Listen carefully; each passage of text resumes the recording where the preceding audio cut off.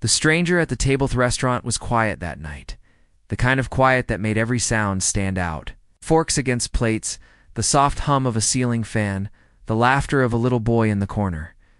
It was a small, family place, hidden between two big buildings, and most people who passed by never even noticed it. Inside, the lights were warm, and the smell of fresh bread filled the air.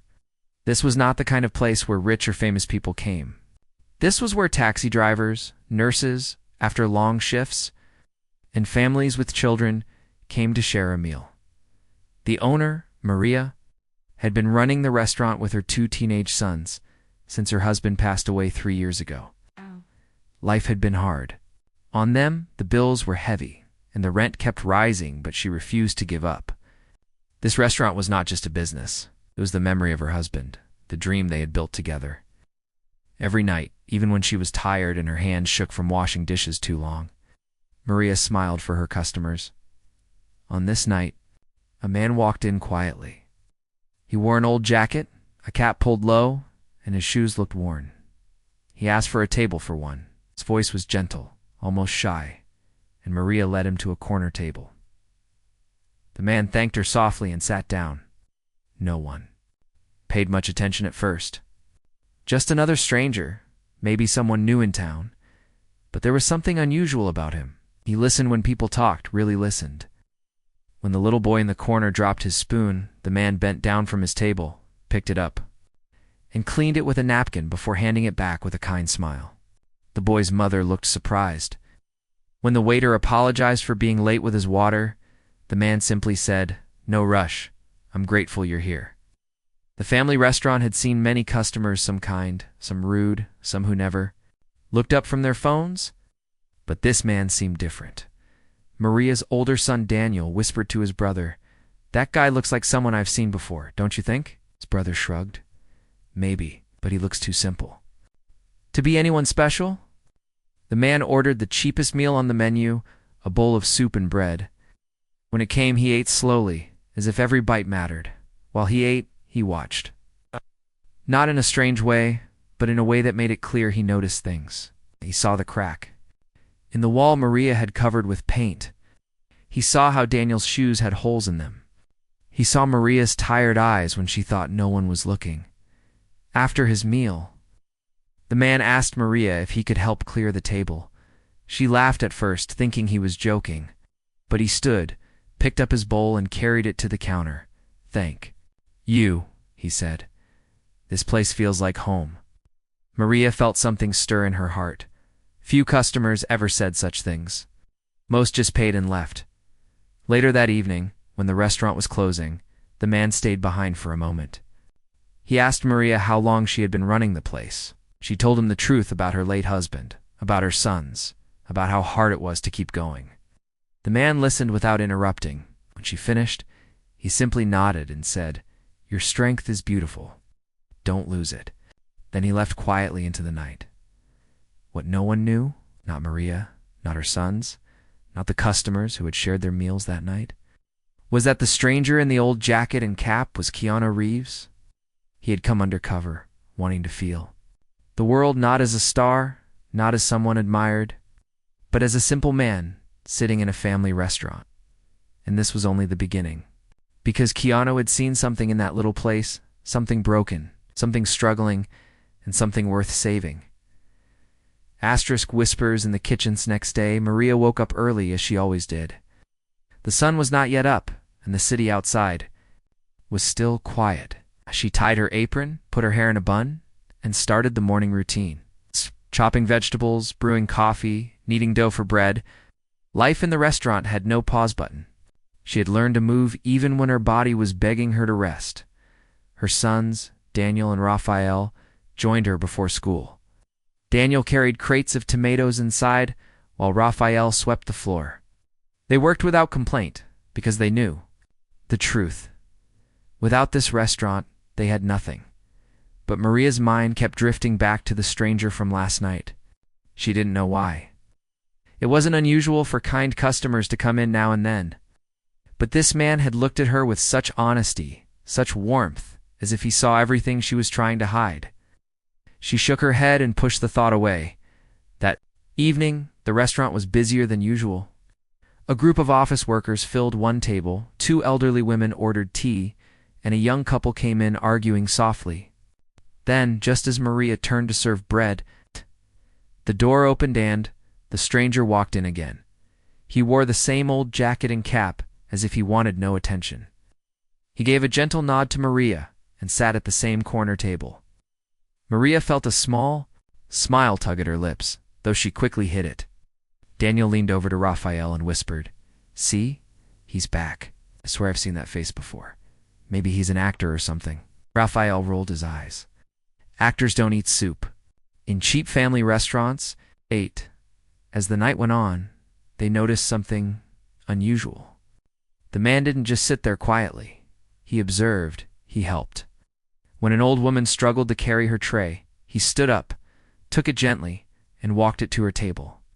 When the young couple argued louder, he leaned over and told them softly, "You two remind me that love is fragile. Don't waste it on anger." His words calmed them instantly. Maria was puzzled. Who was this man?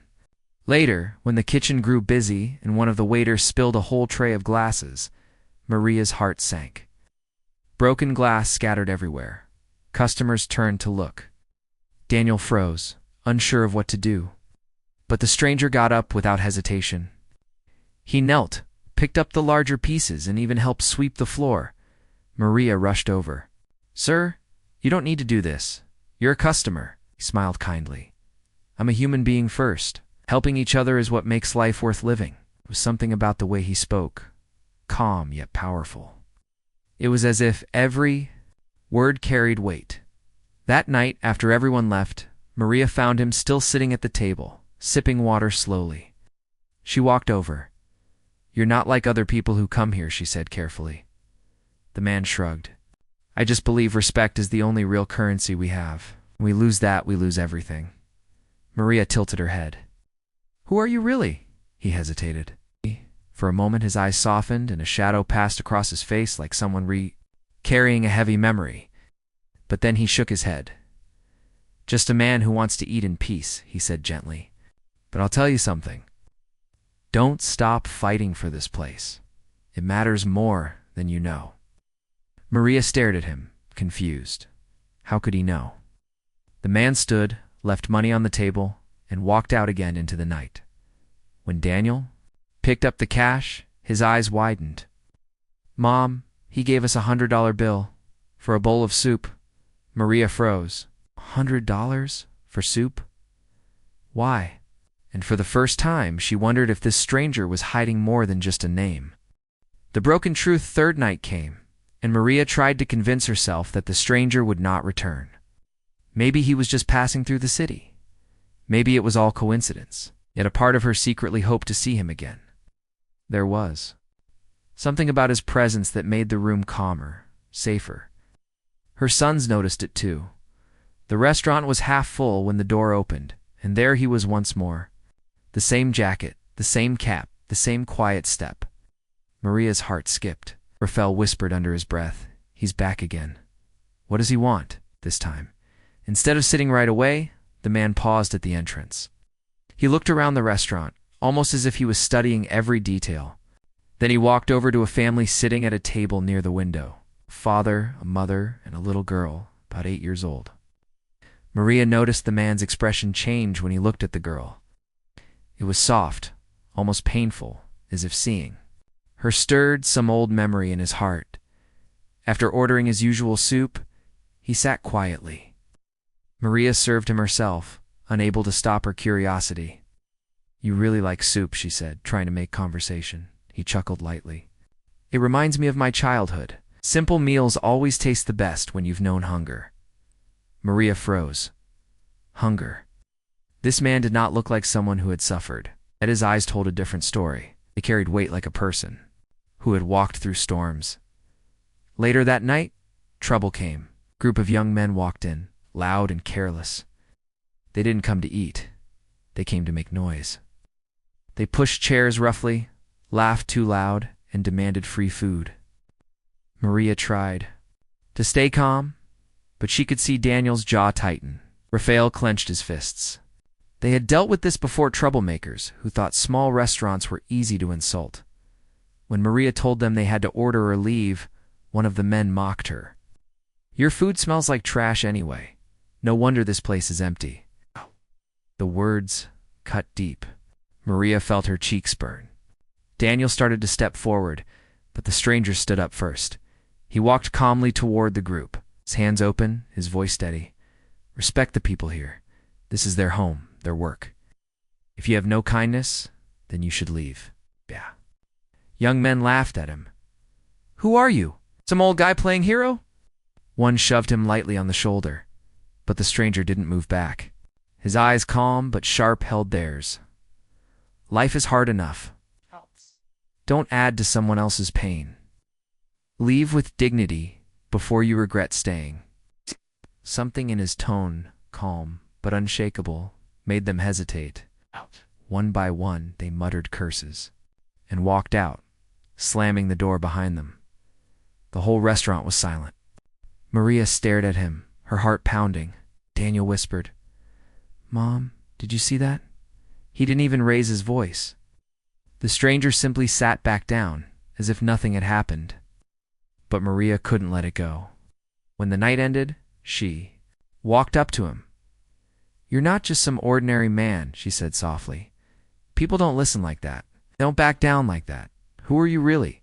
He sighed, looked down at his hands, and for the first time, he removed his cap. His face, clear under the warm lights, made Maria gasp. She knew that face. Everyone in the world knew that face. Keanu Reeves. Maria covered her mouth in shock. Suns froze in place. It felt like the air had been stolen from the room. But, "Why here?" Maria whispered. "Why hide?" Keanu's eyes were gentle, but there was sadness in them. "'Cause sometimes the world forgets you are human. I needed a place where I could just be. And when I walked in here, I saw more than food. I saw a fight to survive. I know what that feels like." Maria felt her knees weaken. All this time. The quiet man who ate soup at her table was one of the most famous men on earth, but it wasn't fame that mattered now. It was the fact that he had chosen her little restaurant, and he wasn't done yet. Asterisk. The reason he stayed silence after Keanu revealed himself felt heavy. Maria's heart raced. Her sons stood frozen, their mouths half open, unable to believe what they had just seen. Keanu Reeves, the actor, the man from the big screen, the hero of millions, was sitting at their small wooden table, eating soup like an ordinary man. Maria found her voice at last. "Why here? Why us?" Keanu looked down as if searching for the right words. "Because this place feels real," he said softly. "The world I live in. It's full of cameras, money, masks. People don't see me. They see a role, an image. But when I walked into your restaurant, I saw honesty. I saw struggle. Yes, but I also saw love. You work with your hands. Your sons stand with you. It reminded me of what I lost long ago." Voice broke a little on those last words. Maria noticed. There was pain there, old pain. Raphael, who was always bolder than his brother, leaned forward. "But you're rich, right? You could go anywhere. Why sit here in a small place with cracked walls and broken chairs?" Keanu gave a sad smile. "Because money never fixes emptiness. Sometimes the poorest table has the richest heart. And I wanted to feel that again." His words sank into Maria like a heavy stone. She thought of her late husband of the nights, when they dreamed about making this restaurant a home for strangers. She thought of the times she wanted to give up but couldn't, because her boys needed her. And now here was a man known across the world telling her that this little place mattered, but there was more. She could feel it. As if reading her thoughts, Keanu leaned closer. His voice grew serious. "I didn't come here by chance. It was passing through this city for a project, and I overheard a conversation on the street. A man was mocking this restaurant, saying it would close soon because the family couldn't keep up. I don't know why, but his words cut me. Something inside me told me I had to see it for myself." Maria's chest tightened. Yes, it was true. The landlord had been pressuring her, warning that if she fell behind on rent again, the doors would close for good. She had told no one except her sons. "You're struggling, aren't you?" Keanu asked gently. Maria lowered her eyes. Her hands trembled. "Yes," she whispered. "Every month, it feels like the end. I try my best, but sometimes my best is not enough." Daniel placed a hand on his mother's shoulder. "We'll get through it, Mom." His voice was steady, but his eyes showed worry. Keanu sat back, thinking for a moment. Then he said something that made everyone pause. "I want to help. Not as Keanu Reeves, the actor, not with cameras or headlines. I want to help quietly like a friend. But before I do, I need to understand something." Maria frowned. "Understand? What?" Keanu's gaze was strong, yet kind. "Why do you keep fighting? What makes you wake up every morning and come here, even when the world feels against you?" Maria's eyes welled with tears. She hadn't expected this question. Slowly, she answered, "Because this restaurant is more than bricks and wood. It's my husband's dream. He built it with his hands. When he died, I thought I would lose everything. But every time I open these doors, I feel him here. Keep fighting because I want my sons to know that love does not die when a person does. Love lives in the work we do." Her voice cracked. Daniel and Raphael lowered their heads. Moved by her words, Keanu closed his eyes for a moment, as if holding back his own emotion. When he opened them, they glistened. "That," he whispered, "is why I came. I needed to hear that." Maria looked at him, confused. "Why?" Keanu's jaw tightened. His voice grew quieter. "Because I lost someone too, and sometimes I forget how to keep their memory alive." The room fell silent. Maria didn't know what to say. For the first time, she realized that behind the famous name, behind the smile the world adored, Keanu was carrying a broken truth of his own, and that truth was about to connect him to her family in ways none of them expected. The weight he carried at the restaurant was quiet after closing. The chairs were stacked, the dishes cleaned, and only the dim light above the counter was left on. Maria sat across from Keanu, her sons close by, all waiting. The air felt heavy as if something important was about to be spoken. Keanu looked down at his hands, silent for a long moment. His fingers traced the rim of his glass, and his eyes carried a faraway look. Finally he whispered, "I lost the woman I loved, and our baby girl before she could take her first breath." Maria's heart ached at his words. Daniel and Raphael looked at each other, not sure if they should say anything. "The world knows me as an actor, a man who smiles on red carpets, who fights battles on the big screen," Keanu continued softly. "But behind the cameras, I have carried emptiness. People think fame heals pain, but it does not. You can live in a house filled with gold and still sleep with a broken heart."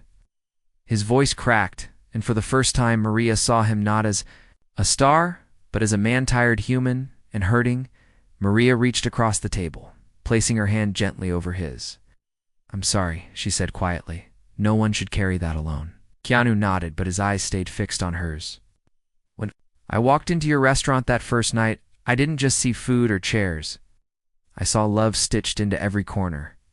I saw you working even when you were tired, your boys helping even when they should be resting. It reminded me of what I once had and what I lost. That is why I kept coming back. This place felt alive."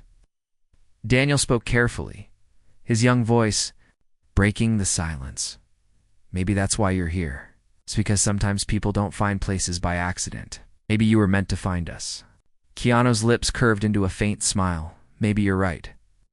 But then his smile faded and his voice grew heavy again. "And yet, I couldn't just sit here and watch. I know you are fighting to keep this place open. I can feel it in every crack of the wall and every long sigh you try to hide. Maria, tell me honestly, how close are you to losing it?" Maria looked down, ashamed. Tears formed in her eyes. "Too close," she admitted. "The landlord wants to raise the rent again. I've already fallen behind on bills. One more month like this, and—" She stopped, unable to finish. Raphael gripped his mother's arm. "Mom, don't say it." Keanu leaned forward, his voice steady, almost like a vow. "Then we won't let that happen." Maria looked up, confused. Yes, Keanu said firmly. Because this is not just your fight anymore. You've given strangers food when they were hungry. You've given people warmth when the world was cold. Now it's time someone stood for you. But Maria shook her head. I can't accept. Charity. I don't want pity. Keanu's eyes softened. This isn't pity. This is respect. This is gratitude. Think of it not as charity, but as an exchange. You've given me something I thought I had lost forever. A reminder that love can live again in small corners of the world. Now let me give back. The words struck her deeply. She wanted to argue, but her heart told her he was sincere. Still she whispered, why us? Why not someone else? Aye. Keanu leaned back, took a breath, and answered slowly. Because sometimes life chooses for us, and when life whispers, you must listen. Just then, Daniel interrupted with wide eyes. Mom, what if we let him help? Not with money, but with ideas. He's smart, he's lived so much. Maybe he can show us how to make the restaurant stronger. Raphael added quickly. Yes, Mom. We don't have to close down, we can fight back. Maria looked at her boys, then at Keanu. Her heart trembled. For years she had carried the burden alone. Now, for the first time, she felt the weight being lifted, not just by her sons, but by a stranger who had walked into her life like fate. But little did she know, this decision to trust him would lead to a chain of events that no one in the city, or even in the world, expected. Because Keanu's quiet promise inside a tiny family restaurant was about to change not just their lives, but the lives of everyone who had ever believed in kindness. Asterisk the ending no one saw coming next. Morning, Maria opened the restaurant as usual, but something felt different. There was a new energy in the air, as if hope itself had stepped through the doors with her. Keanu had promised to return, and in her heart she knew he would keep his word. True to his promise, he arrived quietly. No cameras, no crowds, no flashing lights. Just the same jacket, the same soft smile, and the same gentle voice. But this time, he did not sit in the corner to eat. Instead, he rolled up his sleeves and asked, "What can I do?" Maria laughed nervously. "You work in my kitchen?" Keanu nodded. "Yes, teach me. Let me stand with you." And so he did. He chopped vegetables with Raphael, he washed dishes with Daniel, and he carried trays alongside Maria. At first, the customers were surprised. Who was this man helping like an ordinary worker? But as they looked closer, some gasped, whispering his name. Yet Keanu never acted like a star. When people asked, he smiled kindly, but shook his head. Tonight. Just a helper. Word spread fast. More and more customers came, not for fame, but for the feeling. They saw a world-famous man humbly serving food, cleaning tables, and speaking with respect to every person who entered. It inspired them, reminded them that kindness was more powerful than pride. Soon, the little restaurant was full every night. The cracks in the walls no longer mattered. The broken chairs were forgotten. Because the place was alive with laughter, hope, and community. But Keanu's plan went deeper than anyone imagined. He called a quiet meeting with Maria and her sons. "I don't want this place to just survive," he said. "I want it to become a symbol, a reminder to the world that love, family, and respect are stronger than money or fame." Maria shook her head, overwhelmed. "But how? We don't have the means." Keanu's eyes softened. "You do? You have your story, and stories change the world." The very next week, he made a silent arrangement. Without telling Maria, he spoke. To a journalist he trusted, someone who believed in truth over gossip. Soon, an article appeared not about Keanu Reeves, the actor, but about a small family restaurant fighting to survive. A mother raising her sons with courage, and a stranger who stood with them. The story spread like fire. Not because of celebrity, but because it touched something in people's hearts. Strangers across the city and even across countries began visiting. They wanted to eat at Maria's tables, to feel the warmth of her bread, to hear her laugh. To see the place where kindness had turned into a movement. The landlord who once threatened to close them down suddenly reversed his tone. Businessmen offered to invest. But Maria refused anything that would steal the soul of her restaurant. We will grow, she said firmly, but only with honesty, only with love. Keanu supported her choice. Money should never own your dream. Let the dream guide the money. Soon, Maria's restaurant became more than a place to eat. It became a symbol. Students came to study there. Musicians played songs in the corner, strangers paid for each other's meals, and people left. Notes on the wall, sharing their own stories of struggle and hope, and through it all, Keanu never stood in the spotlight. He worked in silence, often slipping in at night to help repair walls, to buy supplies, to make sure the restaurant would never fall again. Finally, one evening after the restaurant closed, Maria asked him, "Why do you stay? You've given us more than we could ever repay." Keanu smiled, a deep, gentle smile. "Because you gave me back something I thought was gone forever. You reminded me that even after loss, love can still live. This restaurant didn't just save you, it saved me too." Maria's eyes filled with tears. Daniel and Raphael stood silently, their hearts swelling with gratitude. They knew their lives would never be the same again. And then came the twist. No one expected. 1 month later, Maria received a letter. It was not from a lawyer or a landlord. It was from Keanu himself. Inside was a simple message: "This restaurant belongs to you, but its story belongs to the world. I've secured its future, not as an owner, but as a friend. Promise me one thing: never let the doors close on love." Attached to the letter was proof that Keanu had secretly paid off the debt, secured the lease for decades, and set up a foundation in her husband's name to help other small family restaurants across the country. Maria held the letter to her chest, tears streaming down her face. Her sons hugged her tightly. The little family restaurant that once struggled to survive was now unshakable. And it was not because a famous man gave them money, it was because he gave them respect, stood beside them, and believed in their fight. And as the lights dimmed that night, Maria whispered a promise to her husband's memory: "We will keep the doors open. We'll keep the love alive."